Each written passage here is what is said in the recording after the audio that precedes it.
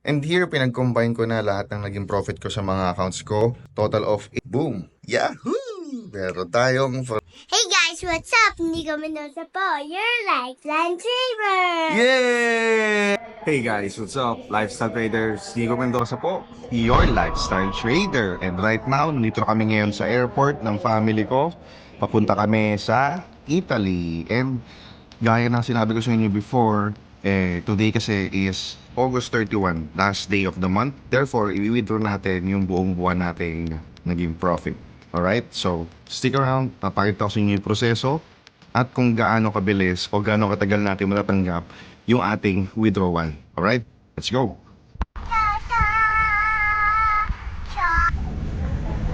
English.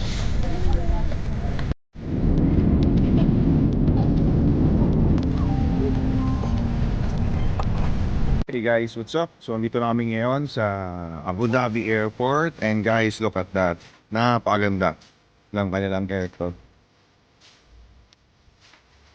Yan, first time ko actually makapunta sa part ng airport na to kasi yung dati ko napupuntahan na Abu Dhabi Airport is yung lumang building pa nila, no? So, napakaganda ng airport. Talagang ang sarap gumala. Isa dapat sa mapuntahan ninyo na airport ang Abu Dhabi Airport. Napakaganda guys.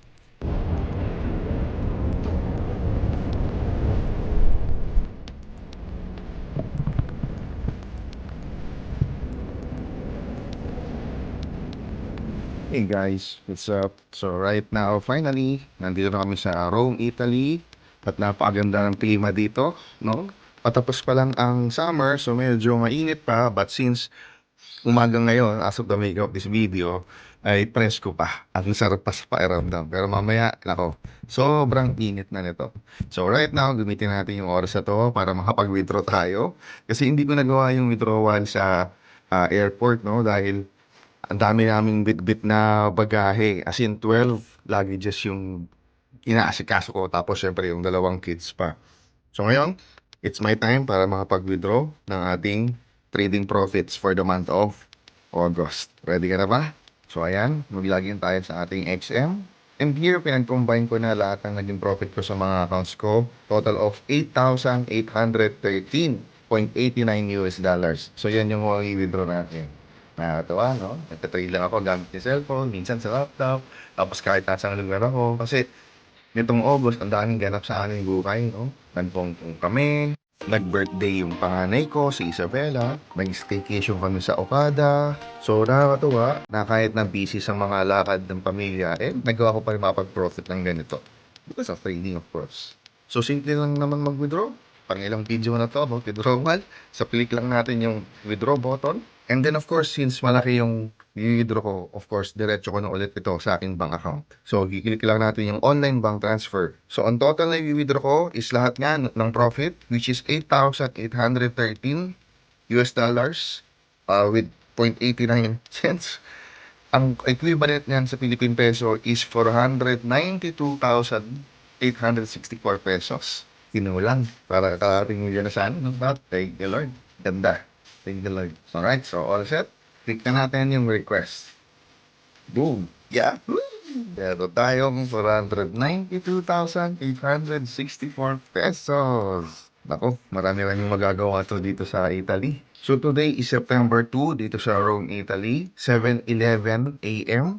So abangan natin. I-update ko kayo syempre dito kung ilang minuto or ilang oras bago ko ma-receive dito sa aking bank account. So right now, habang ginagawa ko yung video na to, nabalitaan ko na binabagyo ngayon sa Pilipinas, including sa place ko, which is sa Antipolo. Floods and landslides spawned by Tropical Storm Enteng kill at least 7 people in the Philippine city of Antipolo. So nakakalungkot kasi maski yung Antipolo ay binabaha na ngayon. At maraming syempre ang mga empleyado na apektado, walang pasok sa trabaho or hindi makapasok sa trabaho dahil sa baha. Maraming negosyo ang hindi nagbukas. So panigurado, lugi na naman ang araw na ito para sa kanila.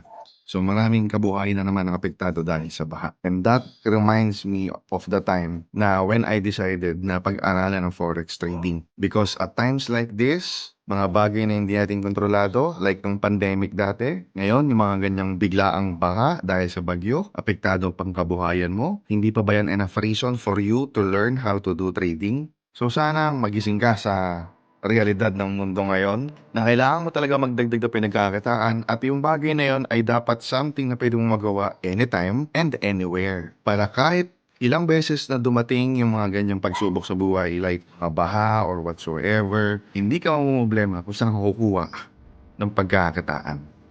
Hindi yung kung kailan struggle ka na, hindi yung kung kailan ka na nabaha, hindi yung kung kailan ka nagkaroon ng problema sa buhay, at saka ka palang maghahanap ng solusyon sa problema mo. Dapat sa mga panahong okay ang lahat, doon ka dapat nag-iisip o naghahanap ng solusyon sa mga potensyal na maging problema kung meron man dadating. So sa mga katulad ko, na nung time na okay naman ako, ay inaral ko ang forex trading, well guess what? Congratulations to us. Times like this na binabaha ang ating lugar or hindi tayo makapasok sa trabaho, meron tayong peace of mind na hindi tayo problema sa pera dahil meron tayong source of income because of trading. At kung hanggang ngayon ay hindi ka pa marunong mag-trading at apektado ang kabuhayan mo, pwede mo na pag-aralan to ngayon ng libre. Dito sa aking YouTube channel, marami akong ina-upload dyan, and actually recently, natapos yung aking 3-part video series about kung paano ako nag-trade ng gold gamit lang yung cellphone ko. So make sure na panoorin mo yun. Kasi doon ko pinakita kung paano ako nag-analyze, kung paano ako nag-strategize ng aking trading. Pinakita ko kung paano ako mag-trade. At syempre, makita mo doon kung magkano yung kinita ko ng buwan na yun. So sana ikaw ay safe kung saan ka manonood ngayon. Hindi ka sana apektado ng baha na nangyayari ngayon sa Pilipinas. Pero kung apektado ka, or actually kahit hindi, dapat lang. Pag-aralan mo talaga ang trading. Maswerte ka kung hindi ka binabaha ngayon. Gamitin mo yung oras na yan para mas maging magmusay ka sa pagtitrade. Kung apektado ka ng baha ngayon, magising ka na, kailangan mo ng seryosohin ang pag-aaral ng pagtitrade. Para kahit paano, hindi ka na masyadong nai-stress sa mga panahon na hindi ka nakapagtrabaho or hindi umaandar ang negosyo mo. So, mamaya-maya, i-update ko kayo kung pumasok na ba at kung gaano katagal, gaano kabilis pumasok ang aking withdrawal na 492,000 pesos papunta sa aking bank account. Thank you, Lord. Hey guys, update lang. Yun na nga, no, nakakatawa. After 5 hours, pag-check ko na ang ibang account, ay pumasok na po ang ating mini-draw. Nakakatawa. No? So, habang nag-chill-chill lang kami ng mga anak ko dito, play lang kami. Ayan. Pantay ako, tatay mode, no? Eh, na-receive ko na yung almost 500,000 na withdrawal natin.